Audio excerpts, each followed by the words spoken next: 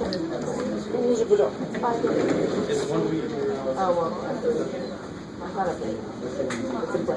let me ask you guys. Well, first of all, any questions before we get into? We're getting into brand new stuff today, chapter 11. So any lingering questions or anything about the previous stuff? All right. So tell me what you know about the idea of sequences. They suck. So how much do you know to know that's true? I took this class last year. Okay, so there you go. There's going to be patterns. The problem, the thing that gets people down the most, I'm going to continuously say this, is that they confuse the idea of a sequence with the idea of a series. And if you do that, you are desperately screwed. Right? So I want to make that really, really clear to begin with. So tell me, what do you know about a sequence? Give me an example of a sequence. There's geometric series. Sweet! Alright, so we got the incredibly exciting 1, 2, 1, 2. I want to say so 1, 1, 1, 1, 1, 1, 1. The definition is it's always 1. Alright, yay. Anybody got a more, I don't know, something with something more going on? 2, 4, 6, 8. Yeah. 3, 6, 5, 12.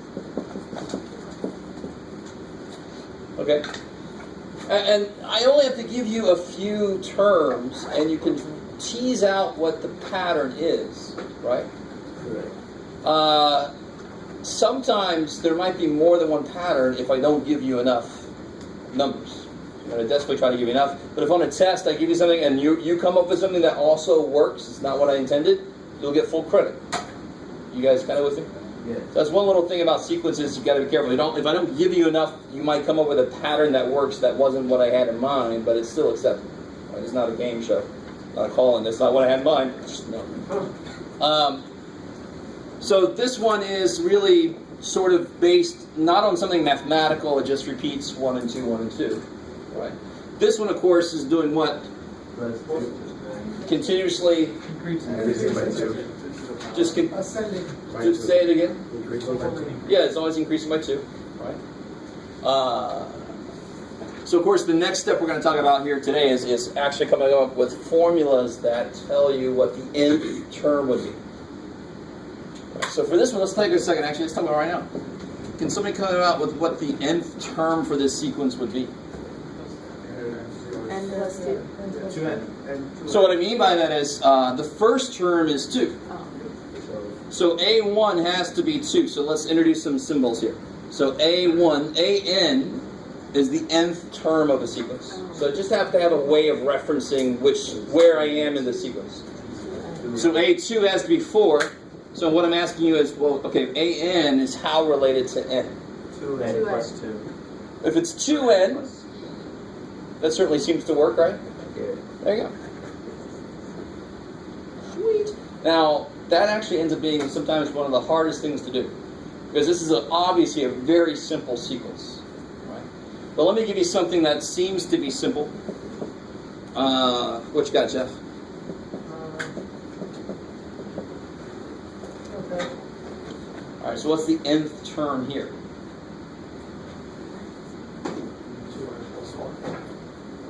2, yeah. I'll say that 2. Let's see, 2n plus 1. 3n. 2 times 1 plus 1 is not 4. 3n plus 1.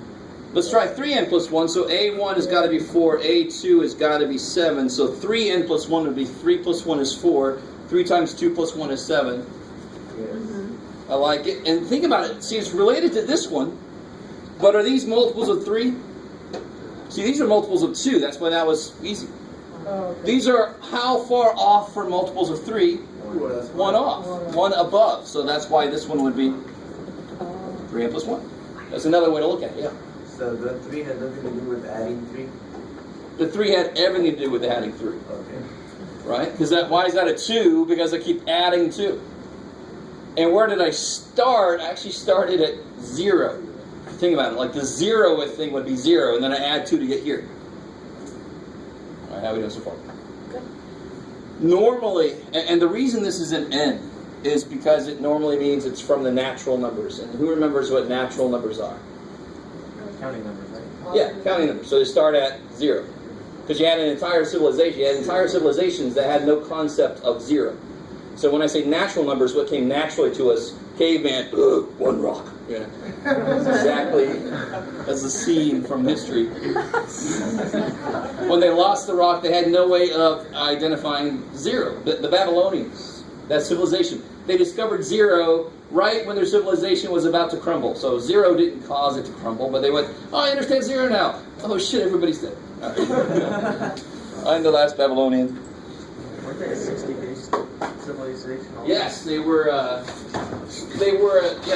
place value system like us, but they only had 2 symbols for numerals that were like an additive. And that's Math 120, believe it or not.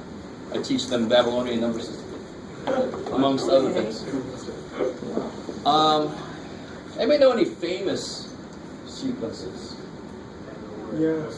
1, 3, 4, 7. Sort of.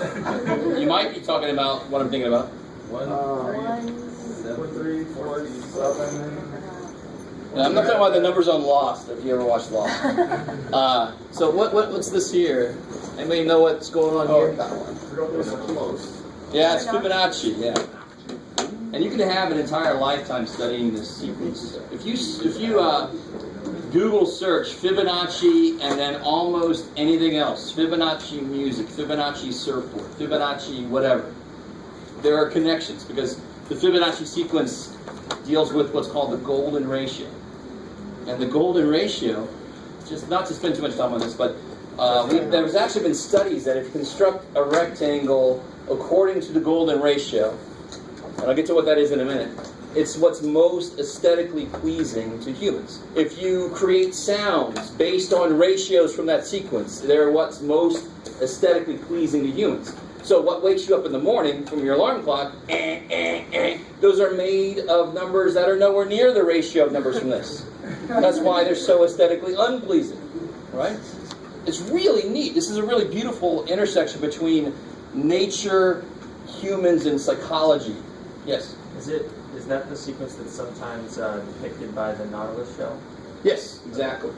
And it's not quite correct. It almost models the Nautilus shell. It's more of what's called a logarithmic spiral, but it's close to this. Yeah. I can't spend too much time on that, but you should just Google this. It's just stupid awesome. There's whole books written on this idea. There's a scheme, not a scheme. There's an approach to the stock market using Fibonacci numbers that my friend Sean used during the recession. He made money continuously, basing when he buys and when he sells on how many turns of the stock market there have been so far.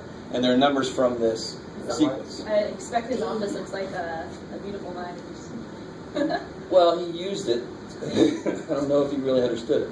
But there's also the old adage about you got to have money to make money. So yeah, he definitely has. Did they say like nature has Fibonacci in it, like flowers?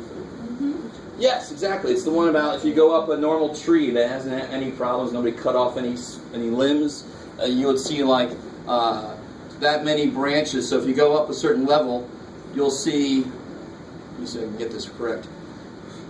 Look at me trying to be an artist. All right. Yeah, you see how good that. So like at this level, there's how many branches? There's 3. Right? If you go up another one, there'll be 5 in a row, and so forth, as long as it's not a tree that's had any problems. And this is really related to how nature builds on itself. If I have one, I have another one, and then I build off of those, and then I build off of those, because of course, how's the sequence created? Where'd 2 come from? 2 plus 1. 1 plus 1? 1 plus 3 came from 2 plus 1, 5 came from 3. So it's the next one is the sum of the things before it. Very simple sequence. It's like somebody was bored in class and you start playing with numbers, and then it has connections to every freaking thing. So it's really cool. But I don't want to turn this into Fibonacci sequence class. Yeah. How would you write that with like variables? Ooh, I like it. So this is an entirely different sequence than what we've had over here. This is what's called a recursive sequence. And I can't just have a formula for it, because what's the first sequence element I can actually figure out myself? Empty. Where'd 5 come from? 3 plus 2. Where'd 2 come from? So 2 is the first thing. I've got to be told these first 2, don't I? So in this case, what's the third element? What's the third element? It's A1 plus A. It's A1 plus A2. A4 would be A2 plus A3. So what's AN? Let's see if you guys can handle this. A minus 2 plus A minus 1. Kick ass! And that really just says this one is the sum of the ones before it. But along with this, you have to say A1 is 1, A2 is 1, just to get this thing started, because how many do I need before I can calculate 1? I need 2. I need somebody to start me off. So you can have Fibonacci-like sequences where the first 2 numbers are different than 1 and 1. You could have 2 and 3, 5 and 11, who cares? But what will always happen, no matter what 2 numbers you start with, if you follow this process, if you divide 1 by the one before it, the limit of that quotient will always be the same number. Roughly 1.618, blah, blah, blah. It's called the golden ratio. What's 13 divided by 8? 1.6. Yes, 1.6 something. I like it. Like you said, it would approach 1.6. Not a bad guess. So like 3 divided by 2 is 1.5, 5 divided by 3, 1.67, 8 divided by 5, 1.6. You guys semi with me? Yep. 13 by 8 was whatever. So if you go out a few more, 21, 34. If you divide 1 by the one before it, it's going to approach 1.618, which we call the golden ratio, which some of the pyramids in Egypt were built according to, maybe. Or the golden ratio has a lot to do with what looks good, so maybe they just built it to look good. We don't know if they knew what it was. We're like, there it is, but did they know it? Did they do it on purpose? Or does it just look good? Oh shit, we don't know. That's really neat. We don't know. All right. Enough of that. So let's see. What else can we put up here? What's going on here?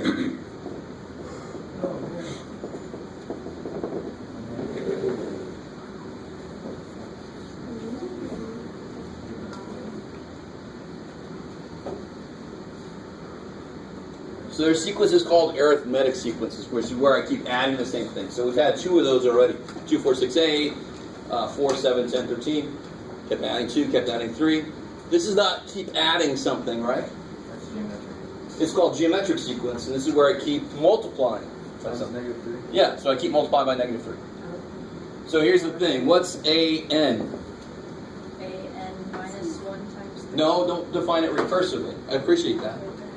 If you don't have to define something recursively, you don't. Because what really sucks about this is that to find the 719th sequence element, can I find that quickly? No. Unfortunately, I can approximate it using the fact that the ratios approach a certain number and then kind of round that off. But there's no nice way. It's recursively defined. I have to know the 2 before it to figure out the next one. Shit. So I'd much rather have a more closed form, a more just a direct substitution event to figure out what that number is. Negative. Negative 3. No. A1 is -2. A2 is how related to -2?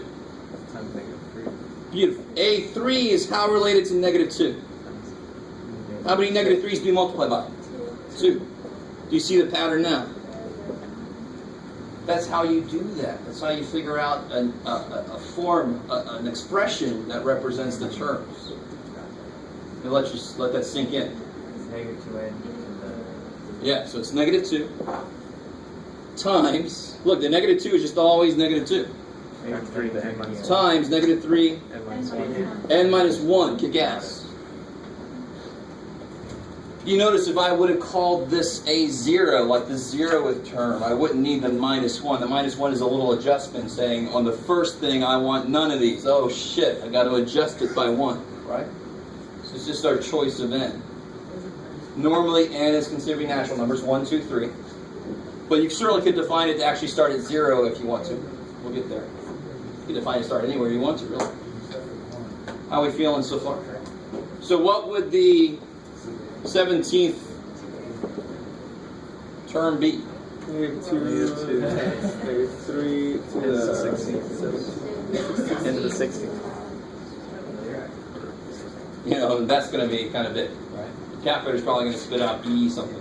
So far we've only been going over series. Sequences. Sequences. Okay. All right. Yes, sir. So I thought you were answering. Say again? I thought you were answering Oh, what this guy is? yeah. I don't know yet. Do you know? Negative. Negative minus 6. Oh, you gotta be careful. It's not times 16. It'll be to the 16th power. So this is gonna be stupid big. Negative 860934432. Oh, not as big as I thought. All right. Sure. Yay. But it's nice. I don't. It's much better than recursive formulas where I have to know each sequence element before. I don't have to. I can figure out exactly the 17th because it's based directly on which one you want. Does that make sense? Sequences are lists of numbers that are somehow related to what position they're in. Does that make sense what I just said? That's what a sequence is. So sequences are lists. They're separated by commas. Series are in section 11.2, and they're what happens when I add those numbers up. Series are infinite sums of all the freaking terms in a sequence. Let me just let that simmer. Which is the Fibonacci series. Sure, you could try to sum up the Fibonacci sequence. Yeah. Oh, people have done stupid amounts of things with it. You have no idea. Jeff, when you write that formula, do you have to put A1 instead of -2? Yeah, in general, for a geometric, this is what it is for that Right. So sequence. But in general, the nth term will be A1 times, and we call this number R because it's the common ratio, right? A very creative one. So that's the general form for a geometric sequence element. Second. You do something very similar for arithmetic sequences where they're adding continuously. All right. So let's talk about one other idea with sequences, and then of course you know me. I've got a handout. If you don't know me, then what the hell have you been doing? So one more idea is the idea of will a sequence converge or diverge? And my poor man that's taken this class before is like, shit. Sequences are incredibly simple. They are remarkably easy to tell if they converge or diverge. So for example, a sequence I had up here earlier, this obviously is going to do what? Yeah, because what does it mean to diverge? It's going to infinity, or it's just at least not agreeing on something, like a sine. Some sequence based on sine would just oscillate, would never agree on a single limit. You guys so this sounds very much like what you've already talked about with limits, right? And remarkably enough, that's exactly what we use to figure out if a sequence is going to converge. So what if I had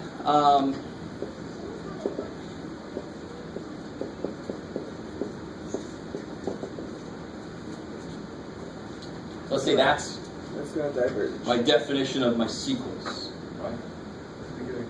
It's going to diverge. So help me out. First off, tell me the first couple of what's A1 and what's A2 and what's A3.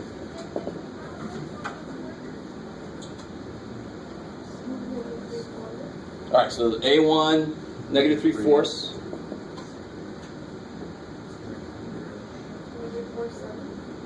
Yeah, so this would be -4/7. It's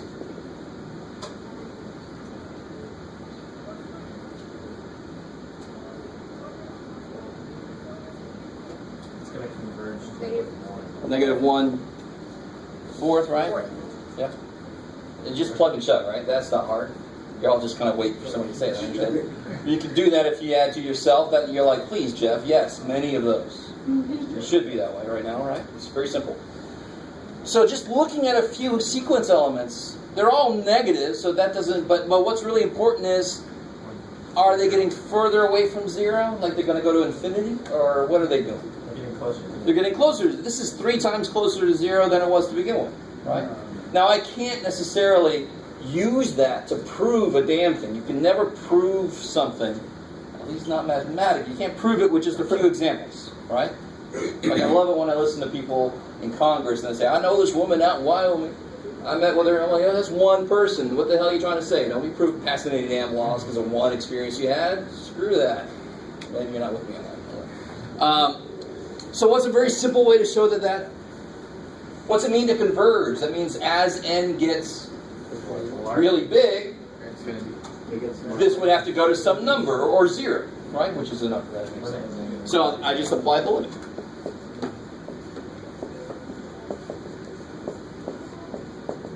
Now let me see what you guys suggest to me. That's wrong though. What's up? N squared plus 3 on the bottom. Oh, I want to put Q there. Thank you. That would change everything. Yeah. Can we just tell that the bottom is going to be bigger always? Can we just assume that it's going to be approaching 0? That would be bad. Because the degrees matter. What matters is how quickly they're growing. And we know that because we know a certain thing that I just heard somebody say. Some French dude sounds like he's in the medical profession. L'hôpital. The hospital man. Yes. Now, two things. You should not need l'hôpitals in this. This is pre-calc level stuff. This is a horizontal asymptote shit, right? The degrees at the top and bottom are the same. So the limit as n gets big should be the ratio of the coefficients to the largest degree. Does that sound at all familiar? Yeah. So the limit should be 1. Which I couldn't tell from just stopping here. My guess here may be 0 or something. But eventually it becomes positive if you keep going far, and it goes up to 1. We just proved that fact. You guys kind of with me?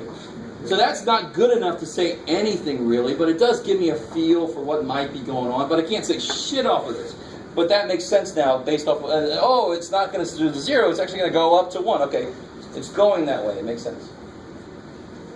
But again, if you just do a few, maybe it looks like, it's going to go to infinity, and then after, you stop there, and then it goes, yeah! I mean, you don't know, you can't prove anything, because you can't say for sure what it's doing later. Alright, maybe. Now, what's wrong? Let me see if you guys get this. This is a really kind of technical detail. What's wrong with trying to apply L'Hopital's if I wanted to do that? What's wrong with trying to apply L'Hopital's to this? What is n? What values can n take? Can't take any value. an. Do I have the 1.94 third, like a sub 1.493 or something? Again, I have a1. a2 is natural numbers. So would the derivative of this even exist? If I try to plot this, wouldn't it just be points, point? What's the derivative of that shit? At a point, where am I going? I don't know. It depends on where you're going. I don't know. It's a real slight... So if you wanted to use L'Hopital's, you have to replace n with x. Now, do you understand that what this does is the same thing that this does, even though this allows for more values? So it's sort of like looking at this graph. Right, that's n's. And of course, they're going to do the exact same thing as the function that goes through them with x with all values. They're going to do the same thing. Just because I look every one step instead of looking at everything doesn't mean it's going to change what it does at the end. Does that make sense? And it's a very small detail, and a lot of you guys are going to forget I said this, and you're going to attack this with L'Hopital's, and I'm going to say something because that's my job, just to be picky. But then how would L'Hopital's work here? Hopefully you guys understand. It would be just silly to do L'Hopital's, but remind me how it works.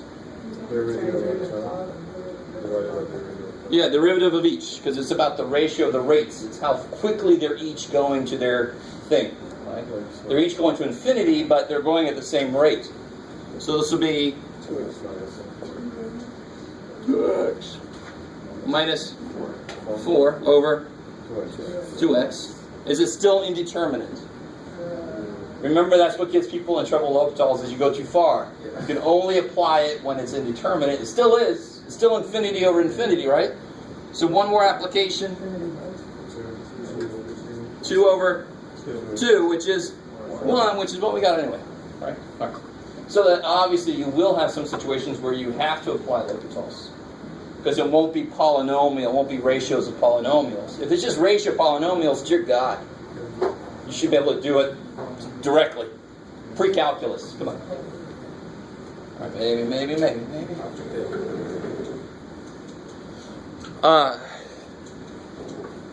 Now, obviously, this guy, what's he doing? This guy's interesting. What's the answer to converge or diverge for this? Yeah, so it diverges, but the reason it diverges is crazy. It goes to infinity, but it goes to both infinities. It can't decide. So I don't care, it diverges. But it diverges the worst it possibly. It's not only going to infinity, it's actually not even agreeing which infinity to go to. I'm there. Holy shit. Alright, how we doing? Cool, so that's very simple ideas. Let me give you this. See if you guys only look at the side. Because the back is going to be math induction. If you've never seen that before, it'll be really weird to try to read through. So only look at the side. It's got section 11.1 on it.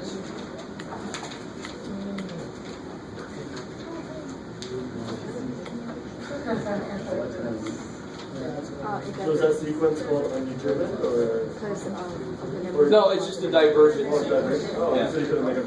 So that, Which now, unfortunately, that movie was made. So every time I say that, the movie I will never watch. will converge, right? Which one? Too many problems. Yeah, in fact, we know what it converges to. Cool. It's like a way to do this. It's a way to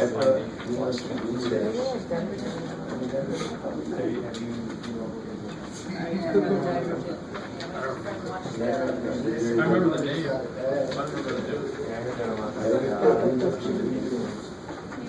That's abduction. I like that. So it wouldn't be an Amber Alert. What would it be? For math abduction. I don't know.